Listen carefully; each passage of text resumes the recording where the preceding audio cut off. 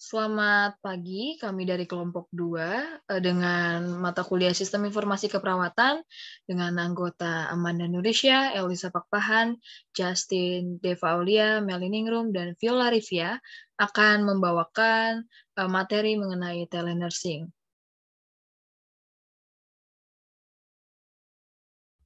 Ini bisa kalian lihat. Nah, untuk materi berikut akan dijelaskan oleh anggota kelompok kami.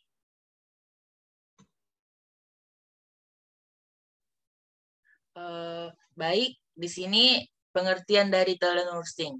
Telenursing adalah upaya penggunaan teknologi informasi dalam pemberian pelayanan keperawatan dalam bagian pelayanan kesehatan, di mana ada jarak secara fisik yang jauh antara perawat dan pasien, atau antara beberapa perawat.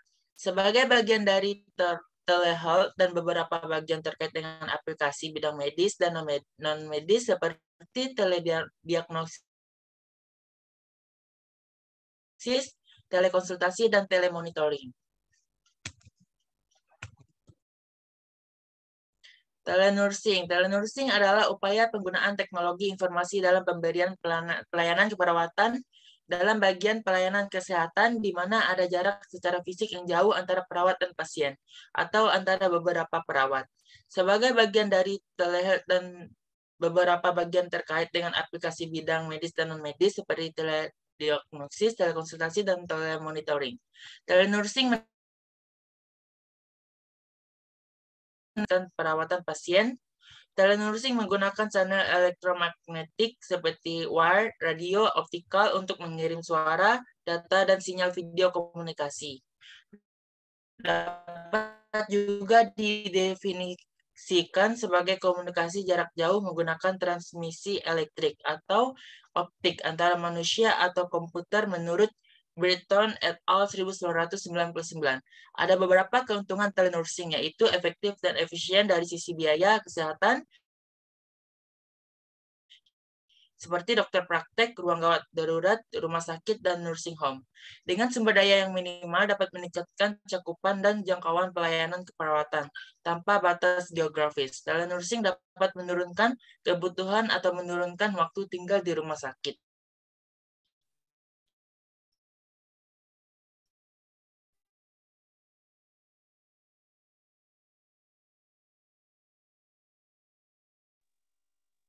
Jadi di sini ada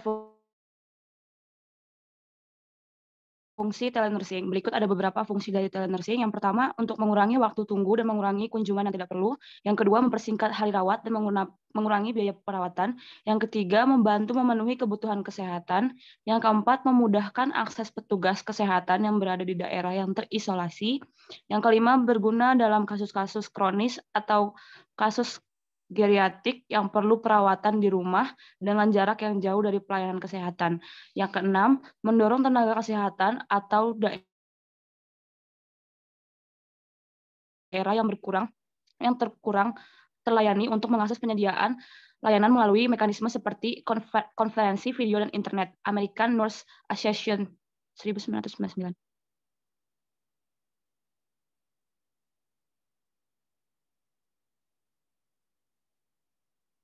Aplikasi telenursing. Aplikasi telenursing dapat diterapkan di rumah sakit melalui pusat telenursing dan melalui unit mobil, telepon TRICE, dan home care. Berkembang sangat pesat dalam aplikasi telenursing. Di dalam home care, perawat menggunakan sistem monitor parameter fisiologi seperti tekanan darah, glukosa darah, respirasi, dan berat badan melalui internet. Melalui sistem interaktif video, pasien kontak on-call perawat setiap waktu untuk penyusun video konsultasi ke alamat sesuai dengan masalah. Sebagai contoh, bagaimana mengganti baju, memberikan injeksi insulin, atau diskusi tentang sesak nafas. Secara khusus, sangat membantu untuk anak kecil dan dewasa dengan penyakit kronik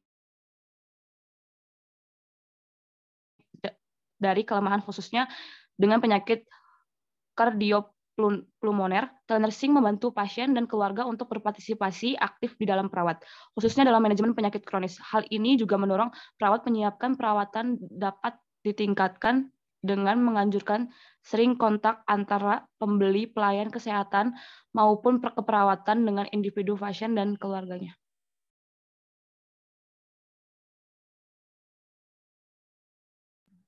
Keunggulan telenursing.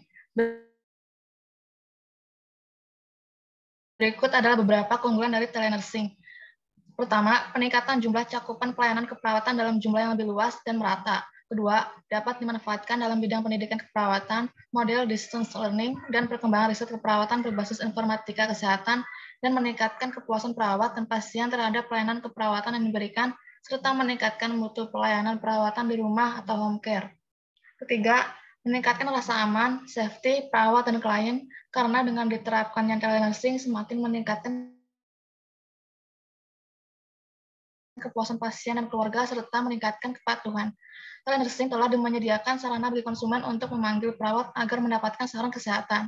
Seorang perawat dengan pelatihan khusus dapat menawarkan pendidikan dan dukungan, sehingga ini bermanfaat karena klien membutuhkan dukungan yang tidak mungkin didapatkan dengan kontak langsung.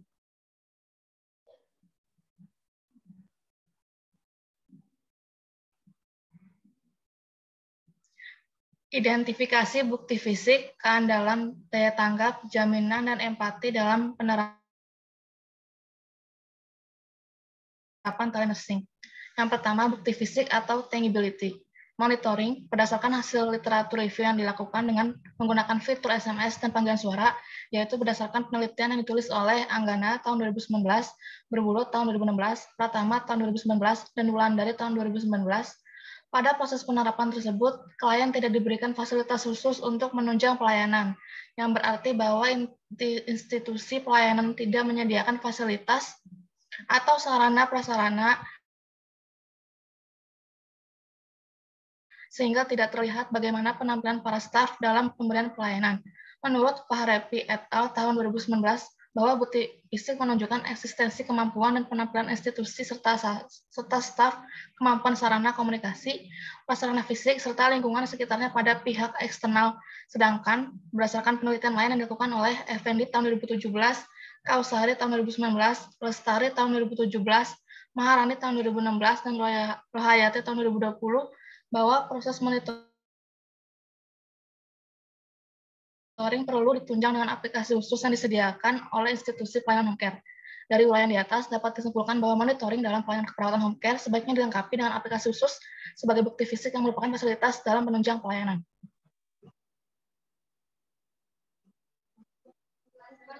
Selanjutnya ada konsultasi berdasarkan hasil penelitian Schools et al. 2020 bahwa konsultasi dapat dilakukan melalui handphone, yaitu menghubungi klien pasca operasi dengan tujuan memberikan informasi mengenai perawatan luka operasi pada klien dan keluarga. Sedangkan dalam penelitian atau Octaviani 2016, bahwa aplikasi dapat digunakan keluarga untuk mendiskusikan bagaimana cara perawatan paliatif pada anak. Selanjutnya ada edukasi dan pengkajian berdasarkan penelitian yang ditulis oleh bahwa penerapan aplikasi telenursing untuk pemberian edukasi. Artikel tersebut membahas mengenai aplikasi khusus manajemen diare pada anak untuk menarik perhatian anak-anak dalam bentuk game yang disisipkan edukasi mengenai cuci tangan untuk mengurangi angka kejadian diare pada anak. Pada artikel Minhajuddin 2016 menunjukkan sebuah pengembangan aplikasi untuk mengetahui perkembangan luka diabetes mellitus dan meminimalkan terjadinya cedera. Dalam aplikasi tersebut terdapat fitur yang dapat diisi secara mandiri oleh klien. Yang B ada keandalan atau reliability. Berdasarkan pada di atas, didapatkan bahwa pelaksanaan monitoring, konsultasi, dan edukasi yang dilakukan melalui SMS, panggilan telepon maupun melalui aplikasi dapat memenuhi aspek keandalan. Menurut Fahrepi et al. 2019, bahwa keandalan meliputi indikator kesederhanaan dalam prosedur, jadwal sesuai dengan yang ditetapkan, dan pelayanan yang diberikan tepat dan cepat. Yang C ada daya tanggap atau responsiveness, responsif. Berdasarkan pada di atas, menunjukkan bahwa monitoring, konsultasi, dan edukasi yang menggunakan panggilan suara maupun aplikasi dapat memenuhi aspek kehandalan. Hal tersebut diidentifikasi berdasarkan hasil penelitian atau Fahrepi et al. 2019 yang meliputi indikator mendengarkan keluhan klien dengan baik, informasi yang disampaikan jelas, dan tindakan yang dilakukan sesuai dengan yang dibutuhkan. Yang D ada jaminan asuransi. asuransi, penerapan monitoring dan konsultasi baik melalui panggilan maupun aplikasi yang dilengkapi fitur video call, maka indikator seperti kompetensi, keterampilan komunikasi, dan kesopanan karyawan atau petugas kesehatan akan terlihat. Tetapi jika penerapan edukasi dan pengkajian menggunakan sebuah aplikasi khusus tanpa fitur video call, maka jaminan pelayanan tidak akan terlihat atau tidak dapat dirasakan oleh klien dan keluarganya.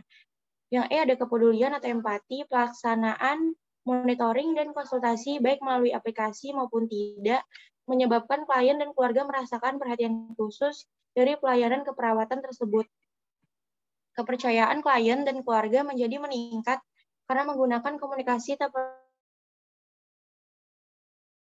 terapeutik yang baik meskipun dilakukan menggunakan media tertentu. Dalam aplikasi terdapat fitur-fitur yang mendukung seperti layanan video call, namun berbeda dengan penerapan telenursing dalam bentuk edukasi dan pengkajian, di mana aplikasi yang digunakan tidak memuat fitur yang dapat dimanfaatkan sebagai sarana komunikasi terapeutik antara petugas dengan klien beserta keluarga.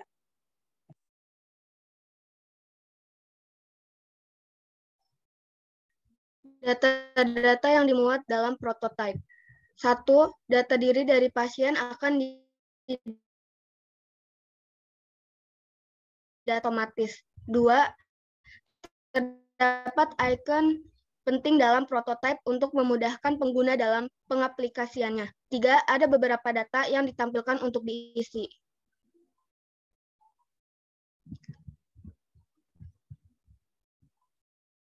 Informasi yang bisa didapatkan dari data yang ada di prototipe, telenursing diartikan sebagai pemakaian telekomunikasi untuk memberikan informasi dan pelayanan keperawatan jarak jauh. Aplikasinya saat ini menggunakan teknologi satelit untuk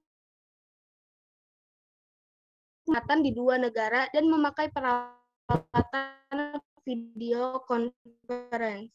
Dengan penerapan telenursing dapat memberikan pelayanan keperawatan akan meningkatkan kepuasan klien dan peningkatan partisipasi aktif keluarga dalam memberikan asuhan keperawatan secara jarak jauh, maka diperlukan kebijakan umum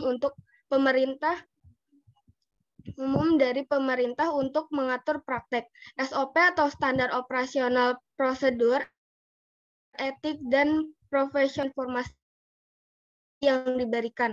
Kegiatan telenursing membutuhkan integrasi antara strategi dan kebijakan untuk mengembangkan praktek keperawatan, penyediaan pelayanan asuhan keperawatan, dan sistem pendidikan serta pelatihan keperawatan.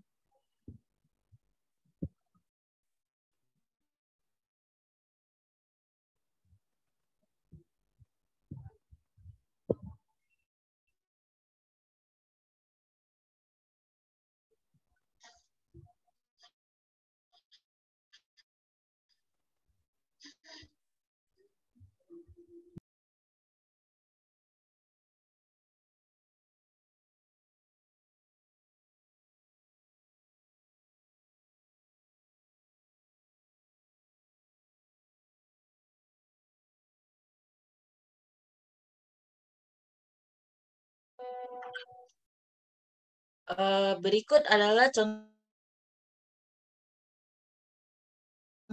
tampilan menu aplikasi pasien atau keluarga dapat dilihat di bawah ini, dan di sampingnya adalah tampilan menu aplikasi kader dan perawat.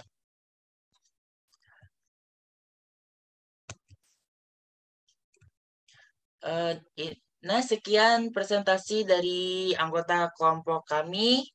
Selamat pagi dan terima kasih.